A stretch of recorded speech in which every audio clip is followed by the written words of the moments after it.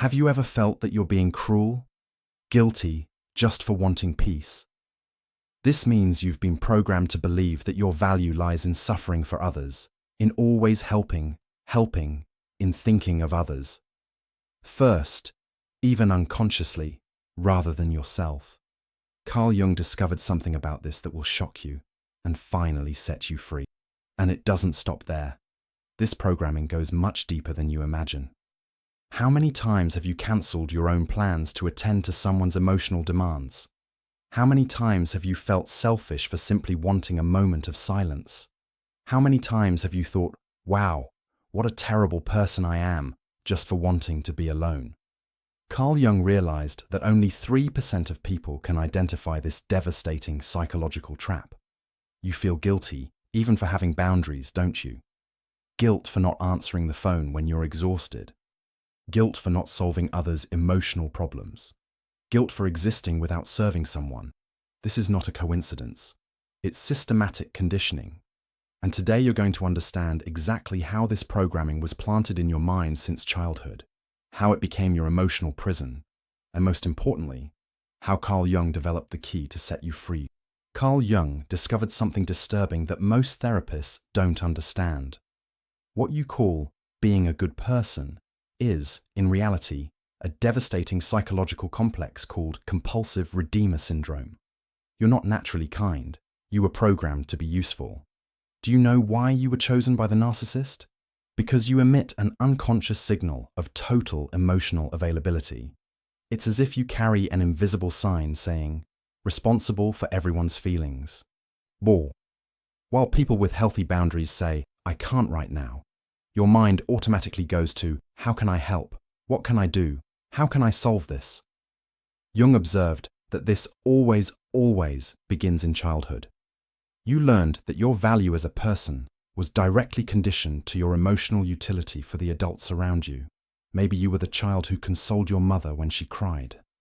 Maybe you were the one who solved family problems, who mediated fights, who could never be sad because someone was always in a bigger crisis than yours. You were systematically trained to believe that existing in peace, thinking of yourself, having your own needs was being selfish. This programming was so deep that today, decades later, you still feel physical, visceral guilt when you simply want to rest. The narcissist sniffs this out from miles away. He instantly perceives that you've been programmed to annul yourself, to become small, to serve. And that's why he approaches like an emotional predator. It's not love. It never was love. It's pure emotional opportunism. Listen carefully. You're not cruel for wanting peace. You're not selfish for wanting to exist without constant drama. You're not a bad person for not wanting to carry an adult's emotional problems on your shoulders. You were manipulated into believing this. Jung discovered that this devastating guilt is completely artificial, implanted by people who benefited from your infinite emotional availability. And now I'm going to show you exactly how he developed the method to break this programming once and for all, so you can finally live without carrying the emotional weight of the entire world. The answer lies in what Jung called conscious individuation, the process of becoming who you really are, not who you were programmed to be. If you recognize this programming of always helping first, always thinking of others before yourself, you're not alone. Thousands of super empaths here have discovered how to free themselves from this toxic guilt without losing their kind and compassionate essence. If this is touching something deep in your soul, if you're feeling that finally someone understands this constant internal struggle, help me by subscribing to the channel to continue this liberation journey. This is how this healing community grows.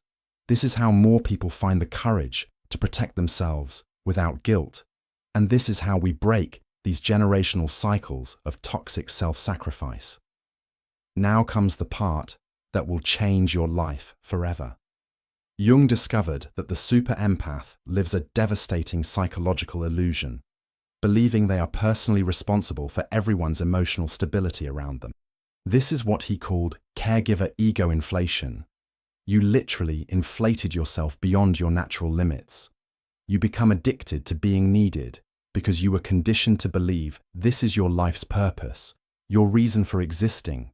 Your self-esteem depends on someone needing you. When no one is in crisis, you feel useless, empty, purposeless. But here's the liberating truth that Jung discovered.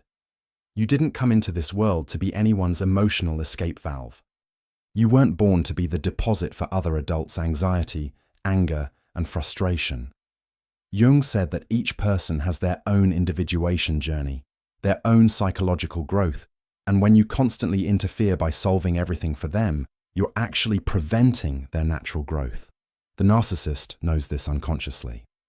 He keeps you in this role of official savior because he desperately needs someone who will absorb all his emotional toxicity without questioning, without establishing limits, without demanding reciprocity. You became his emotional drainage system. When you finally walk away, when you finally say, "I can't anymore," he goes into total panic. Not because he loves you, not because he'll miss you as a person, but because he lost his free and unlimited emotional garbage deposit. Jung developed 3 crucial stages for the super empath's conscious liberation. First stage, brutal recognition of the caregiver's shadow. Your compulsive kindness has a dark side that you refuse to see, the addiction to being indispensable. You feel superiorly kind when you're saving someone. You like being the person who endures everything, who is strong for everyone. This feeds your ego in a completely toxic way. Jung said, you need to admit that part of you likes being the victim who saves everyone. This phase is extremely painful because you need to confront uncomfortable truths about yourself. You need to admit that your kindness is sometimes motivated by fear of abandonment, by the need for control, by addiction to drama. Jung called this negative inflation, when you identify so much with the savior role that you can no longer exist without it. Second stage, the necessary death of the false self. You're going to have to symbolically kill the version of yourself that exists exclusively to serve others. That nice version that never complains, that always understands, that always forgives, that's always available. This will hurt like real grief. It will seem like you're becoming a bad, cold, selfish person. During this phase, you'll feel like you're betraying who you've always been. The people around you will pressure you to go back to normal. They'll say you've changed, that you're different, that you've lost your essence. But Jung knew that this psychological death is absolutely necessary for the birth of your authentic true self. Third stage, definitive, healthy individuation. You learn to exist fully without needing to save anyone. Your inner peace no longer depends on being useful to toxic people. Your self-esteem no longer comes from being needed. You become complete in yourself, whole, without needing external validation through suffering. In this final phase, you discover a version of yourself that you didn't even know existed, a version that is kind by choice, not by compulsion, a version that helps when she wants and can, not when she's manipulated or emotionally blackmailed, a version that loves genuinely, including herself.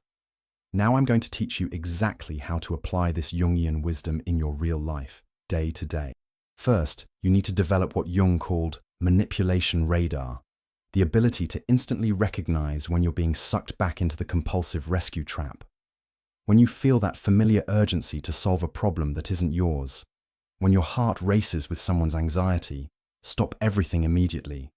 Breathe deeply 3 times. And ask yourself with brutal honesty, why do I feel personally responsible for this? Where does this urgency to solve come from? Jung created a revolutionary technique he called the hidden motivation mirror. Every time you feel the impulse to help someone, especially the narcissist, ask yourself with absolute honesty, am I doing this out of genuine love and free choice, or because I desperately need to feel needed and valuable? The answer will shock you most of the time. You'll discover that 80% of your help is motivated by the need for validation, by fear of abandonment, by addiction to being indispensable. For practical and gradual detachment, Jung recommended what he called conscious gradual withdrawal. Don't cut contact all at once if you can't. This can intensify your guilt unbearably, progressively decrease your emotional availability. When the narcissist comes with the usual drama, instead of diving headfirst to solve it, respond with total neutrality. I understand you're going through this. I hope you find a solution. And stop there. Don't offer help. Don't give advice. Don't absorb his emotion. Prepare for the inevitable escalation. When you stop emotionally feeding the narcissist, he will drastically intensify manipulation tactics. He'll accuse you of coldness, cruelty, selfishness. He'll bring other family members to pressure you. He'll create increasingly bigger and more dramatic crises. He'll threaten to hurt himself. He'll say, "You're the only one who can save him." Jung called this emotional supplier withdrawal syndrome. It's exactly like a drug addict who lost his supplier. He'll do anything, use any tactic to get his dose again. The most powerful technique Jung developed is the liberating individuation mantra. I am not responsible for the happiness, stability, or emotional growth of other functional adults. Each person is responsible for their own journey. Repeat this every time guilt comes to crush you. Your mind was systematically programmed to feel devastating guilt when you protect yourself. You need to consciously reprogram it with the truth every day. Jung also created the energetic protection ritual specific for super empaths. Every morning, before any social interaction, visualize a golden barrier around you. Say mentally, I absorb only what is mine. I return with love what doesn't belong to me. This creates a healthy psychological separation between your emotions and others. Another fundamental technique is urgency questioning. When someone comes with a crisis, especially the narcissist, ask yourself, is this really urgent or is it emotional manipulation? What happens if I don't solve this now? Why can't this person solve it alone? Almost always you'll discover that the urgency is fabricated. During the detachment process, you'll go through several emotional phases that Jung carefully mapped. Phase 1. Painful awakening. You begin to realize you're being used emotionally. This generates a mixture of deep anger and sadness. Phase 2. Scorching guilt. You feel you're being selfish, cruel, a bad person.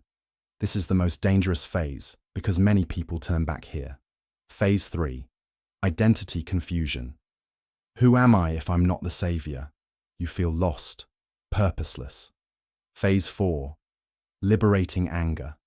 You finally feel genuine anger for having been manipulated for so long.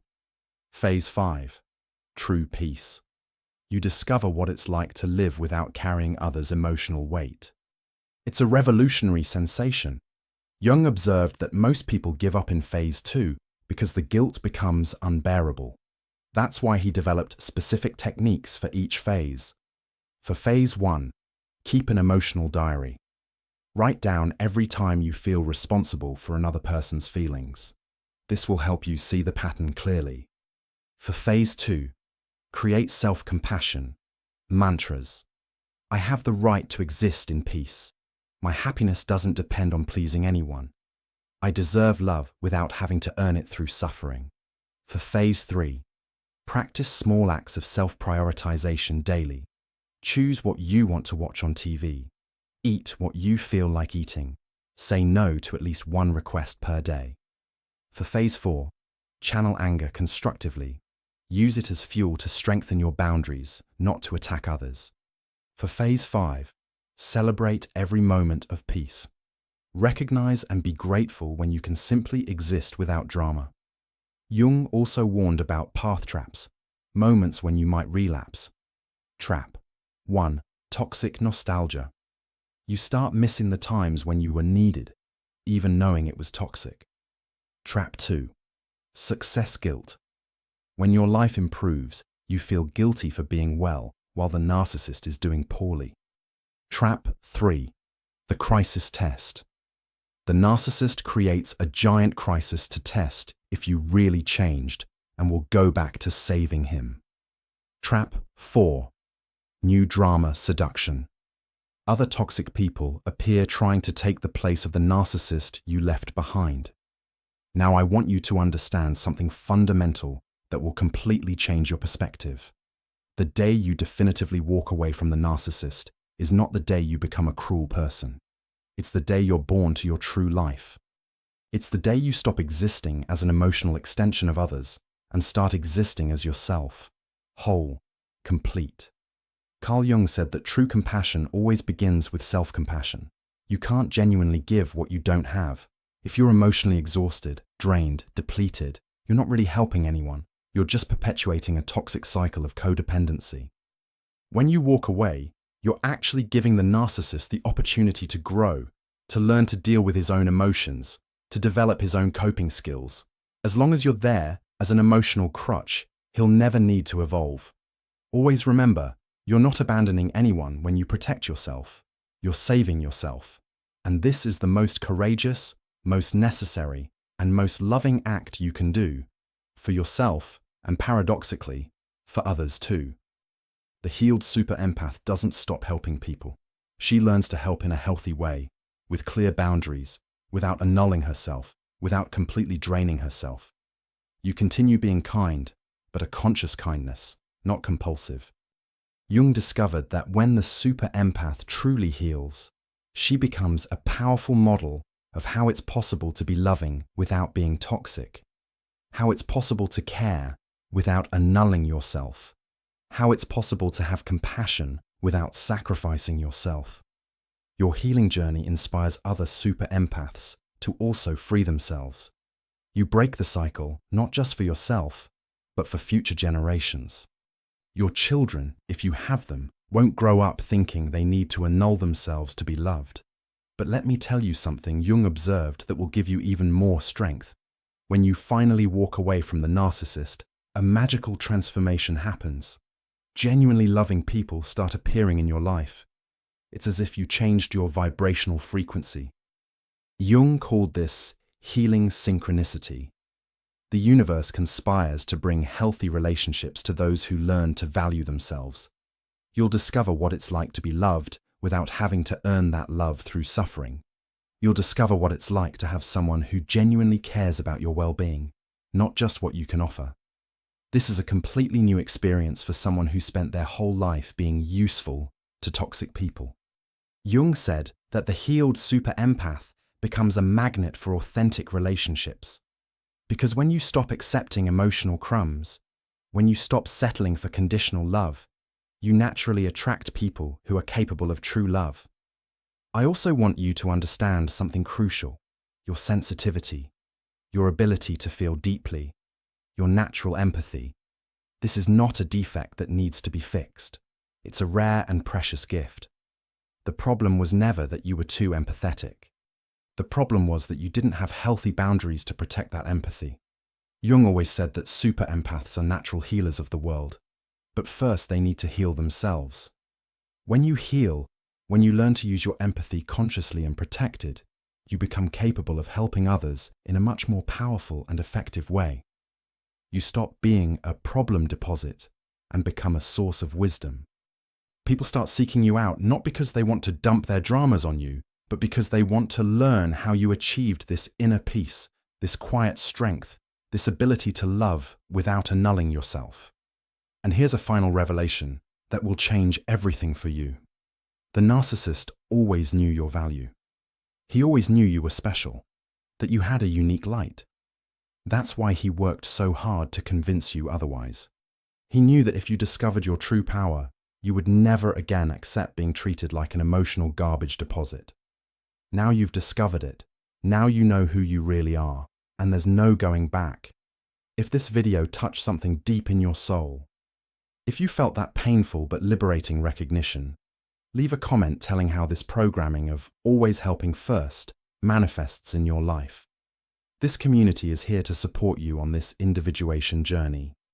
Share your story, your difficulties, your fears, but also your victories. Tell how the process of establishing boundaries has been what were the reactions of toxic people around you, how you've been dealing with guilt. The more you connect and support each other, the stronger this collective healing network becomes. Many people in the comments report incredible transformations. I finally managed to say no without feeling guilty. My narcissistic family is desperate because they can't manipulate me anymore. I found people who love me for who I am, not for what I do for them. These stories are living proof that Jung's wisdom really works. And if you want to continue breaking toxic patterns with Carl Jung's profound wisdom, watch the next video, where I explain how to recognize if you're being manipulated by a covert narcissist. These are the most dangerous because they're masters at disguising themselves as victims. They use your empathy against you in an even more sophisticated way. In the next video, you'll learn to identify the 7 most used tactics by covert narcissists, how they play victim to suck your energy, and most importantly, how Jung developed specific techniques to deal with this type of subtle and devastating manipulation. You deserve true inner peace. You deserve to exist without constant drama. You deserve relationships based on real love, not toxic need. You deserve to be seen, valued, and loved for who you are, not for what you do for others. And you definitely deserve to love yourself deeply without having to save anyone to feel valuable. From today on, when someone tries to make you feel guilty for establishing boundaries, when someone says you've changed, that you're different, that you're being selfish, remember, Jung gave you permission to exist in peace. Use that permission, embrace that freedom, celebrate that transformation. You didn't change for the worse, you evolved for the better. You didn't become cold, you became selective. You didn't lose your kindness, you learned to protect it. And this, my dear super empath, is the greatest act of self-love that exists. Welcome to your real life. Welcome to your emotional freedom. Welcome to your true self. Jung would be proud of you, out of